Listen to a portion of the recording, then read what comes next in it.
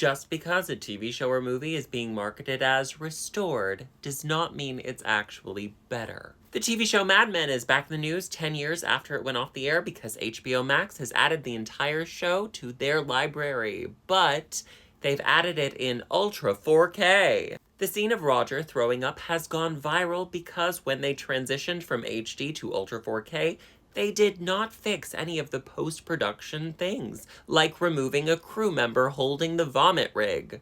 And it's not just things like that, it is tiny details like when they would film on location. Modern signage would be replaced in post with vintage signage.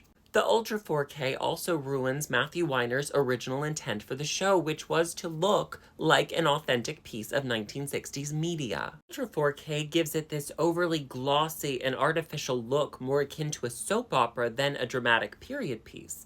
And the color gradient was changed completely, so now it's more like a laugh track sitcom. But it isn't just Mad Men. Roseanne was recently restored using AI. You can imagine the restoration gives it a very Uncanny Valley AI slop vibe, with illegible words and faces that shift in and out of focus constantly.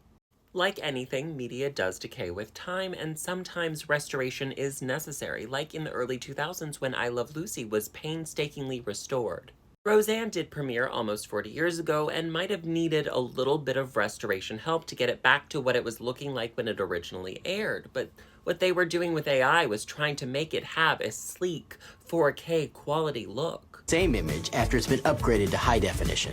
That's not really the case for Mad Men. Why they wanted to restore it to Ultra 4K was to be able to market it as the best and brightest and crispest you've ever seen, even though it alters the original filmmaker's intent. Another popular thing that's being done constantly is changing the aspect ratios of older shows when they go onto streaming services, but you can't just do that. On a TV show like Gilmore Girls, it's not the worst thing to happen. They did actually film in 16:9 aspect ratio, but they knew that they would be able to crop it. So now you do see a lot of crew members and boom mics. But it is a problem for older shows like The Dick Van Dyke Show, Golden Girls, and the early seasons of The Simpsons, where they just are cropping them to fit the 16:9 aspect ratio. But you can't just change the aspect ratio. When you do that, you're not only altering the filmmaker's original intent, ruining the framing, but you're also removing a lot of jokes that we now just can't see because they were cut off. These restorations are not being done with any sort of care. At worst, they are a cheap marketing gimmick, and at best,